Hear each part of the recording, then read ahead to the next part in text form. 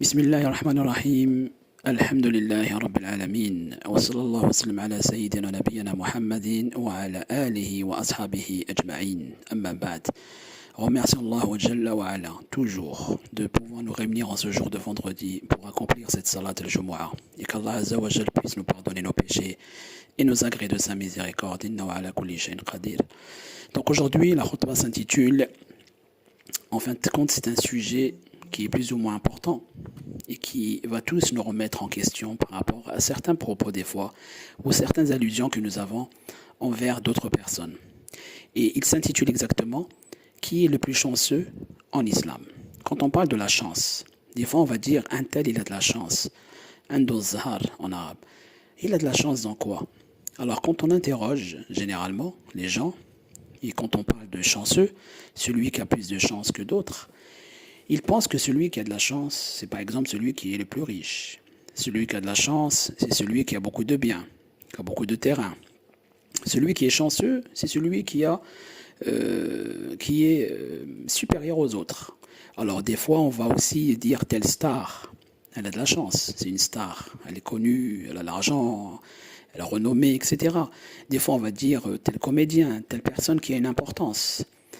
Et dire cela, en réalité, c'est une erreur. Parce que la vraie chance ne se trouve pas là. Et c'est ce que nous allons développer, Inch'Allah Ta'ala, par la suite. Dire aussi, par exemple, des fois, lui, il a de la chance, il n'est jamais malade. Il est toujours en bonne santé. Lui, il a de la chance parce qu'il est marié et il a des enfants. Il a une femme. Donc, tu vois, le fait de dire tu as de la chance à chaque fois à une personne, par rapport à ce qu'attend de nous, notre din, c'est une erreur. Et ce n'est pas vraiment cette allusion que nous devons avoir et cette image de la chance, comme on pourrait le dire. Alors, dans notre religion, dans notre din, celui qui a vraiment de la chance, eh bien, subhanallah, il y a plusieurs critères. Tout d'abord, premièrement, c'est celui qui a compris le message de l'islam. C'est celui qui a compris pourquoi il est venu dans cette dunya et quelle est sa mission. Voilà le premier point plus important de celui qui a de la chance. Eh bien, ça veut dire que celui qui a de la chance, c'est celui qui a compris pourquoi il est là. Pourquoi aujourd'hui il est présent dans ce bas monde. Qu'est-ce qu'il doit le faire? Quel est son objectif? Pourquoi a-t-il été créé? Ce n'est pas par hasard, ce n'est pas anodin. Donc en réalité, quelque part, cette réflexion et cette compréhension de savoir pourquoi nous sommes ici, pourquoi Allah Azza wa Jalla nous a créés dans ce bas monde, et quelle est notre mission, c'est celui qui a compris cela qui a vraiment de la chance. Deuxièmement, c'est aussi celui qui a compris le principe, et ça c'est le plus important, de la ilaha illallah, Muhammad Rasulullah sallallahu alayhi wa sallam. Donc ce message, qui est extrêmement important. Donc, ceux qui pourront vivre sous ce slogan, ceux qui pourront le mettre en pratique sont bien entendu ceux qui auront de la chance. Alhamdulillah, si tu dis tu as de la chance, ben c'est bien une personne qui justement a compris pourquoi il est présent dans ce bas monde et il vivra sous le slogan de La ilaha illallah Muhammad Rasulullah sallallahu alayhi wa sallam. هذا ماشي ليس سهل dans la compréhension, dans le sens où il faut se dire de la chance, cette chance que nous avons en réalité, elle est inestimable, elle est ajib. Troisièmement, celui qui a de la chance dans le din, en islam, comme nous on doit le comprendre, et celui qui a la certitude que dans ce bas monde, c'est celui qui a l'iman, la foi, qui a l'islam avec lui et le Coran. Donc si tu as ces trois éléments avec toi, tu es réellement la personne qui a de la chance. Donc avoir le din, donc l'islam, avoir l'iman, la foi, et avoir le Coran avec toi.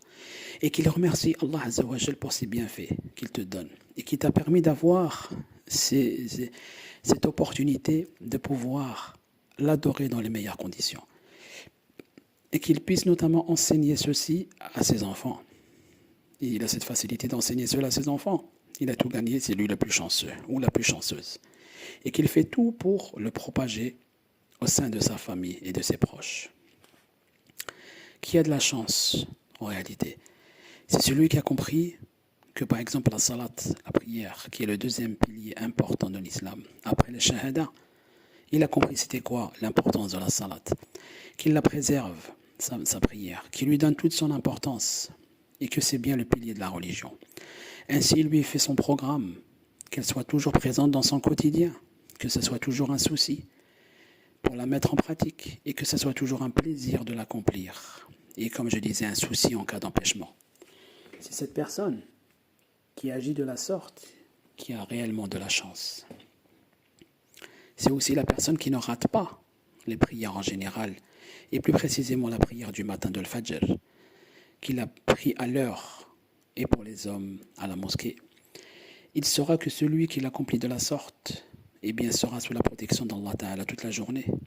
En réalité, quand on n'entend que ce hadith qui dit celui qui a prié le Fajr, la prière du Fajr du matin à l'heure, et au masjid, sera sous la protection d'Allah Azzawajal toute cette journée. Mais y a-t-il plus chanceux que lui en réalité, durant cette journée?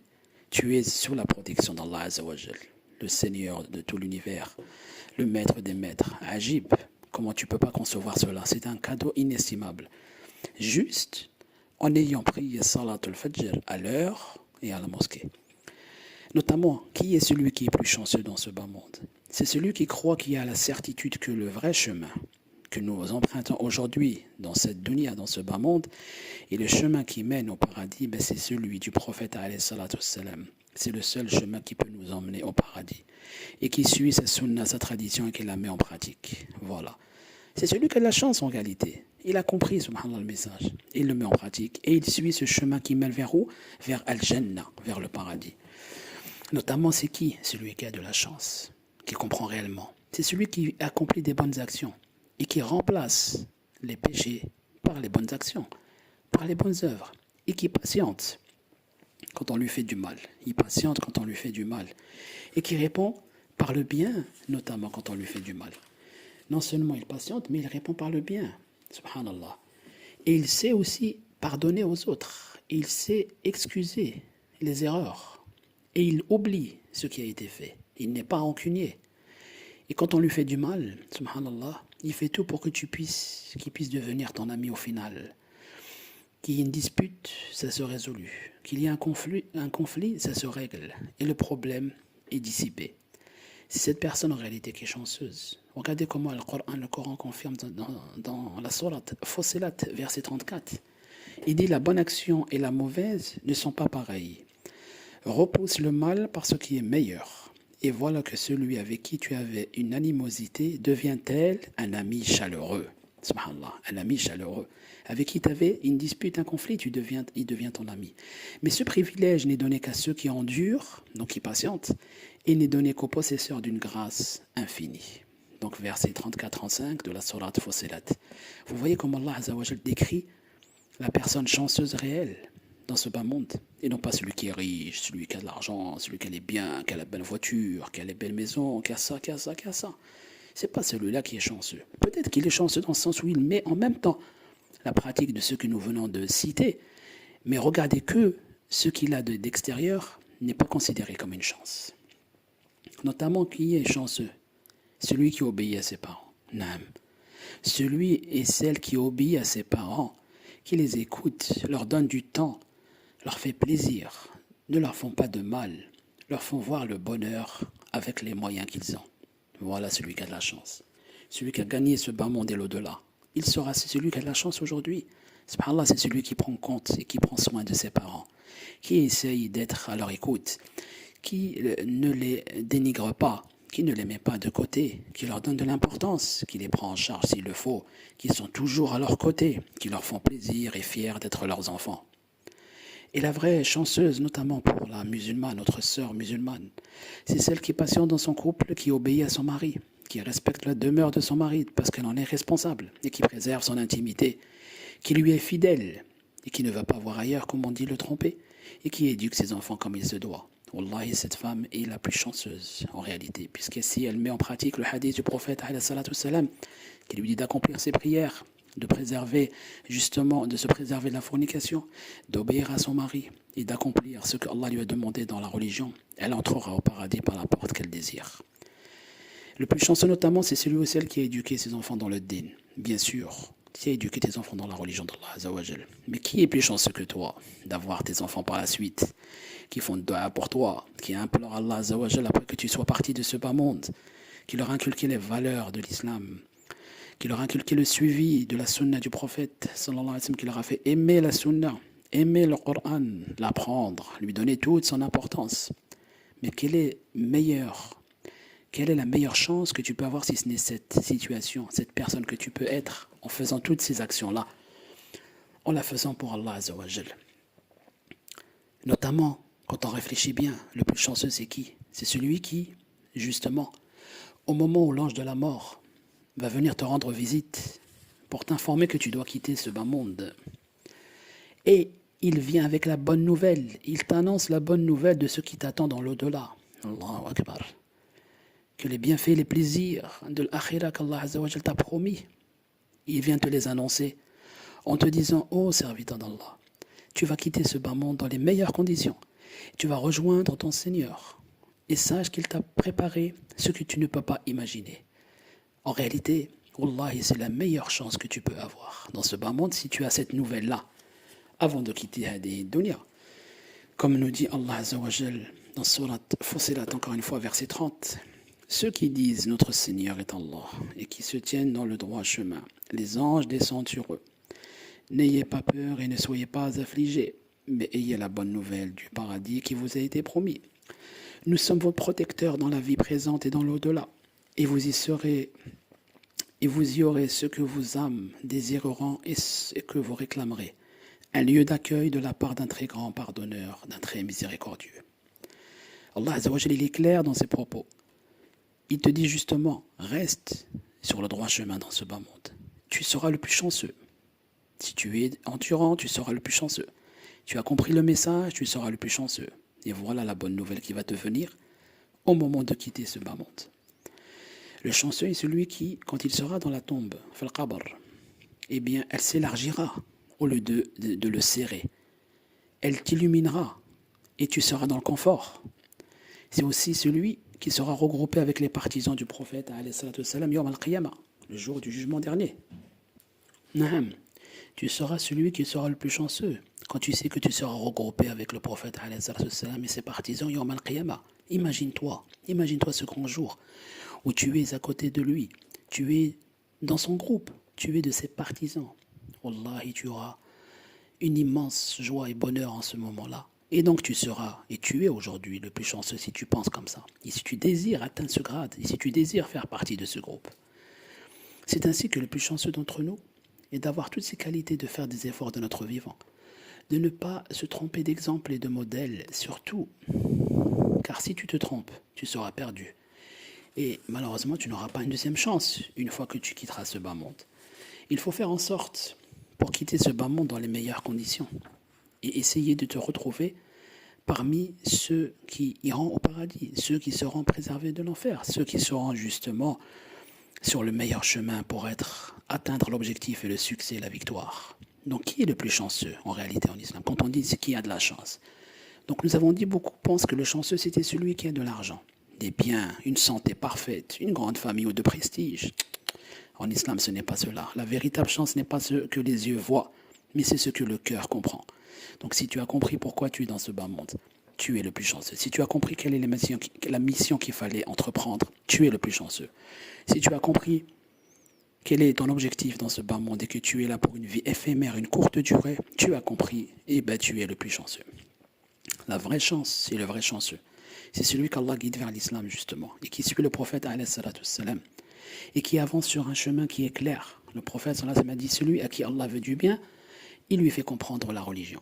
Faisons partie de ce hadith et de ceux que Allah, à qui il va nous donner la facilité de comprendre notre existence dans ce bas monde et la compréhension de notre religion. La richesse ne se mesure pas en euros, par exemple, puisque c'est ce que nous utilisons aujourd'hui, mais en lumière dans le qalb, dans le cœur. Allah Ta'ala dit, ce jour-là, ni les biens, ni les enfants ne seront utiles, sauf celui qui viendra à Allah avec un cœur saint.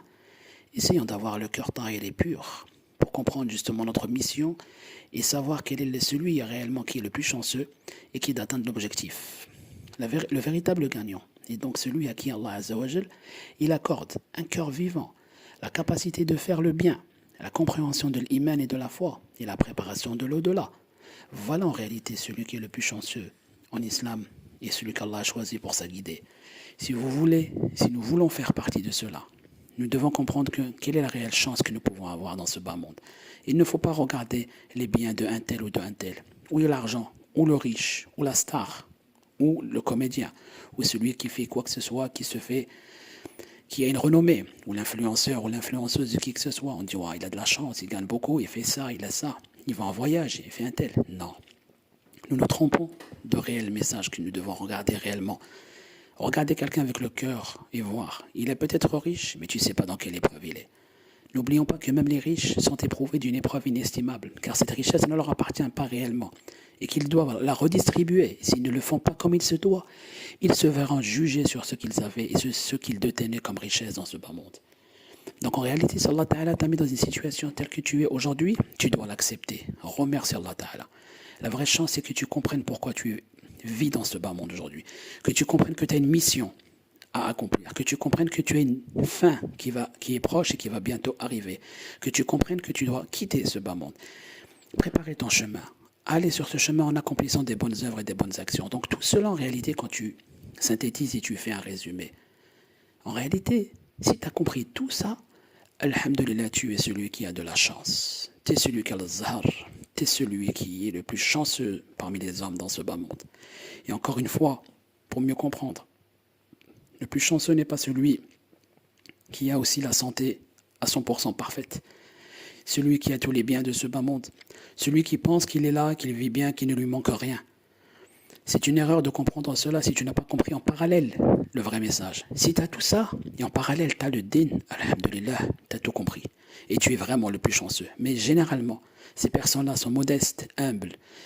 Ils partagent leur richesse. Ils aident les gens. Ils conseillent. Ils sont au service de la Ummah. Ils ne sont pas égoïstes ou individualistes. Donc on ne peut pas les citer comme exemple dans le sens où il a de la chance, il est riche.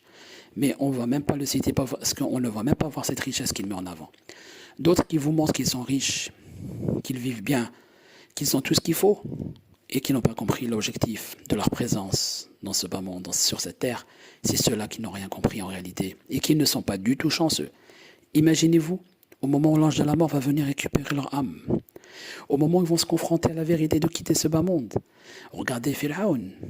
Qu'est-ce qu'il a dit au moment où il a voulu quitter ce bas monde quand il a vu qu'il allait réellement mourir? Parce qu'il ne pensait pas qu'il allait mourir un jour, tellement qu'il était pris dans son orgueil et dans son pouvoir. Eh bien là, il a vu la réalité. Il a dit qu'il adorait Dieu et qu'il se soumettait, mais il était trop tard. C'est pour cela que nous devons nous réveiller avant la visite de l'ange de la mort. Car nous voulons que quand l'ange de la mort viendra nous rendre visite, et qu'il nous la rende dans les meilleurs moments, et qu'il nous apporte, comme nous avons dit tout à l'heure, la bonne nouvelle, qu'il nous annonce la bonne nouvelle de quitter ce bas monde pour rejoindre Allah Ta'ala et accomplir ce qui nous avait été demandé pour pouvoir profiter de la récompense que Allah Ta'ala nous a préparée. Qu'Allah Azza wa Jalla nous guide sur le droit chemin, qui nous donne la meilleure compréhension de celui qui a de la chance et faisant partie des chanceux qui ont compris le message qui a été envoyé, car n'oublions jamais qu'Allah Ta'ala n'a créé les djinns et les êtres humains que pour l'adorer et que nous avons une mission déterminée, que nous avons une vie qui est éphémère et qu'un jour ou l'autre nous devons quitter ce bas monde. Donc au final, je vais partir dans un linceul blanc dans la tombe. Préparons la tombe, préparons cette demeure-là, préparons l'akhira, l'au-delà. Regardez, Dunya, elle est déjà presque finie. On est en 2025, on est au mois de novembre, l'année se finit, 2026 arrive, etc. Qu'Allah Ta'ala accepte nos doigts et qui nous guide sur le droit chemin. Subhanakallah wa bihamdik, nashhadu an la ilaha illa anta nastaghfiruka wa natubu ilayk. Walhamdulillahi rabbil alamin. Barakallahu fikum.